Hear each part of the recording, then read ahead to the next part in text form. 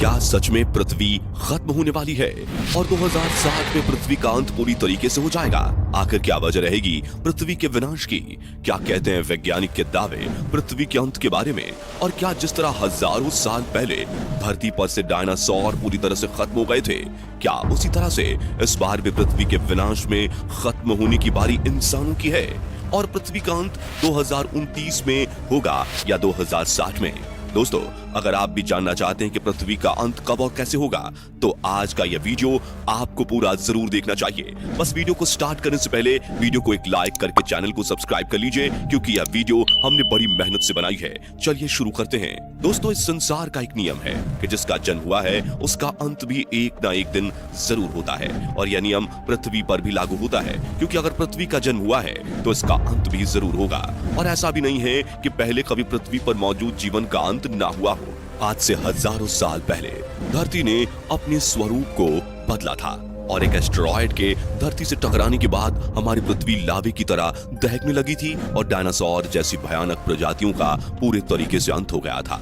लेकिन अगर आपको यह खबर मिले कि ऐसी ही घटना दोबारा से होने वाली है, तो यह खबर वास्तव में रोंगटे खड़ी कर देने वाली है। तो चलिए आपको बताते हैं कि वैज्ञानिकों की हुई रिसर्च में कौन कौन से दावे सामने आए हैं और आखिर कौन से वैज्ञानिकों की भविष्यवाणियों के आधार पर पृथ्वी के अंत का दावा किया जा रहा है। तो दोस्तों, हमारे ब्रह्मांड में कई ग्रह मौजूद हैं, जिनमें से एक पृथ्वी है, जिसका निर्माण लगभग 4.5 अरब साल पहले हुआ था। और पृथ्वी हमारे सौर मंडल का तीसरा और इकलौता ऐसा ग्रह है जिस पर जीवन संभव है।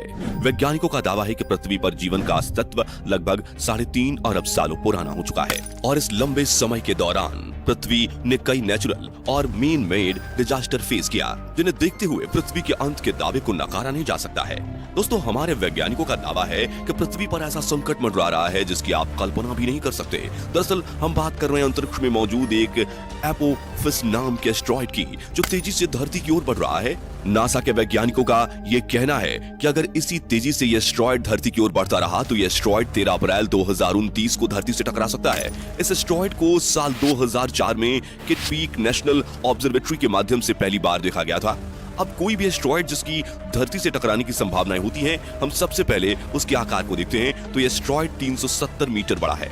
अगर कंपैरिजन करें तो यह पेरिस के एफिल टावर से भी ज्यादा लंबा है, और जब साल 2004 में इसे डिस्कवर किया गया था, तब इसके डायरेक्शन को ट्रेस करने के बाद यह पता चला कि 2029 में हमारी धरती से टकरा सकता है। लेकिन वैज्ञानिकों का कहना है कि अगर यह धरती से टकराता नहीं भी है तो यह धरती के बहुत ही पास से गुजरेगा।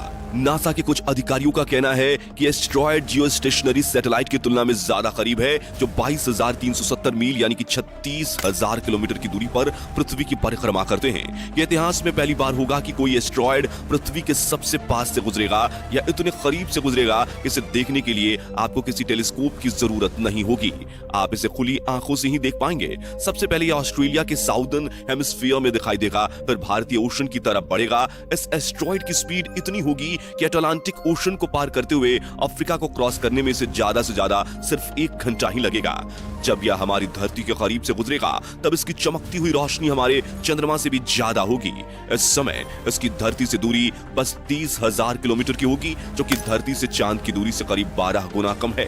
अब इतनी करीब आने के चलते अगर यह धरती के ग्रेविटेशनल फील्ड में फंस जाए तो शायद यह धरती के लिए बहुत ही सीरियस इशू बन सकता है। तो अगर यह एस्टेरॉयड लंदन जैसे शहर से टकराया तो यह लाखों लोगों को मिटा देगा और लगभग 3 मील चौड़ा एक गड्ढा बना देगा। हालांकि ब्रह्मांड में कई ग्रह और उल्कापिंड बार बार पृथ्वी के आसपास से गुजरते हैं, लेकिन हमारी पृथ्वी से टकराए बिना ये ब्रह्मांड में घूमते रहते हैं और हमें इससे कोई खतरा नहीं होता। लेकिन सन 1994 में ब्रह्मांड में खौफनाक मंजर हुआ, जिसमें पृथ्वी के बराबर के 10 से 12 उल्कापिंड सौर मंडल के जुपिटर ग्रह से टकराए थे और महाप्रलय का कारण बने थे। उस महाप्रलय में इतना विनाश हुआ कि उससे निकली आग जुपिटर से आज तक शांत नहीं हुई है, और इसलिए वैज्ञानिकों का कहना है कि हो सकता है भविष्य में यही घटना पृथ्वी के साथ घटे और फिर पृथ्वी के विनाश को कोई नहीं बचा पाएगा। वहीं एक दावा यह भी कहता है कि हो सकता है कि भविष्य में ज्वालामुखियों के फटने से पृथ्वी का विनाश संभव हो, क्योंकि ज्वालामुखी के फटने से गर्म और खतरनाक गैसों के साथ राख, लावा और दहकती हुई खतरनाक विशाल चट्टानें पृथ्वी से बाहर निकलती हैं, जो विनाशकारी नुकसान का कारण बनती हैं। 1816 में इंडोनेशिया के माउंट टाम्बोरा नाम के ज्वालामुखी के फटने से जो तबाही मची थी, उसने 1.5 लाख लोगों को मौत की नींद सुला दिया था। और यह भीषण तबाही एक साधारण सी ज्वालामुखी से हुई थी, तो आप खुद सोचिए कि अगर पृथ्वी में मौजूद भयानक ज्वालामुखी फटने लगेंगे तो पृथ्वी का क्या हाल होगा। क्योंकि इन ज्वालामुखी के फटने से जो लावा निकलेगा वो ब्रिटेन देश से भी 8 से 10 गुना ज्यादा बड़ा हो सकता है, और जिसकी वजह से आकाश में घने काले धुएं के बादल बनेंगे और कई हजारों सालों तक सूरज की रोशनी पृथ्वी पर नहीं आ पाएगी, जिसकी वजह से पूरी पृथ्वी एक बार फिर बर्फ की चादर के नीचे दब जाएगी।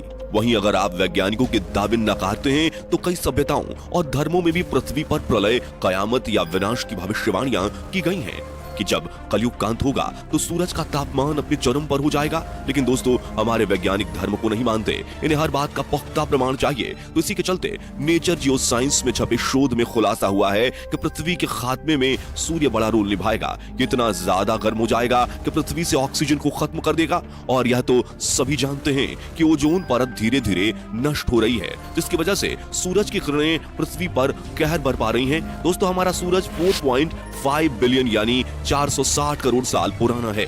उससे आज का सूरज 20% ज्यादा बड़ा है, और इसका टेम्परेचर बढ़ता ही रहेगा, और ऐसे एक्सपेंशन की वजह से 7.6 बिलियन साल के बाद वह अपने मैक्सिमम साइज लिमिट तक पहुंच जाएगा और रेड जायंट में तब्दील हो जाएगा। तब वह अभी के मुकाबले 3000 गुना ज्यादा ब्राइट होगा, और बढ़ते साइज के साथ सूरज धीरे धीरे अपने पास के प्लेनेट को निगलना शुरू कर देगा। सबसे पहले मर्क्यूरी यानी बुध ग्रह को, फिर वीनस यानी शुक्र ग्रह को, और आखिर में हमारी पृथ्वी को।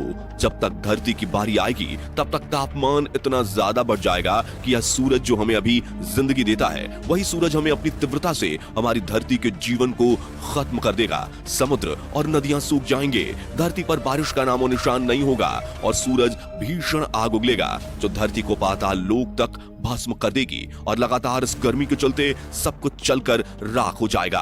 वही लॉ ऑफ ग्रेविटी की थियरी समझाने वाले the father of modern science Newton के अनुसार ये दुनिया सन 2060 तक खत्म हो जाएगी।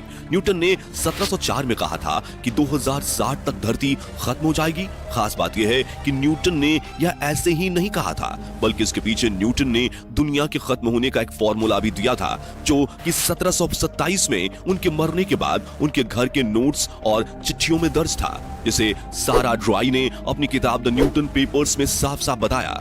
गति के नियमों के तमाम फॉर्मूलों का आविष्कार करने वाले न्यूटन ने उस नोट में यह कहा था कि एक समय ऐसा आएगा कि पृथ्वी के घूमने की गति बदल जाएगी, जिससे दिन और रात आधे हो जाएंगे, और वर्ष 2060 के बाद पृथ्वी पर समय बिल्कुल ही खत्म हो जाएगा। यानी कि किसी भी सूरत में दुनिया 2060 से आगे नहीं बढ़ने वाली। न्यूटन ने ग्रेविटी और दूसरे ग्रहों को भी अपनी भविष्यवाणी का आधार बनाया था। तो दोस्तों, इस बात को नकारा नहीं जा सकता कि पृथ्वी के खत्म होने की भविष्यवाणी प्राचीन काल से ही की जा रही है, और इन भविष्यवाणियों के सही साबित होने की आशंका तब बढ़ जाती है जब बार बार हमारे पृथ्वी को किसी न किसी खतरे का सामना करना पड़ता है। तो एक ना एक दिन पृथ्वी का विनाश तो होना ही है। उम्मीद करते हैं आपको आज का वीडियो पसंद आया होगा। वीडियो अच्छा लगा हो तो वीडियो को लाइक कीजिएगा, चैनल को सब्सक्राइब कीजिएगा, और ज्यादा से ज्यादा लोगों तक वीडियो को शेयर कीजिएगा, ताकि यह जानकारी हर किसी को मिल सके।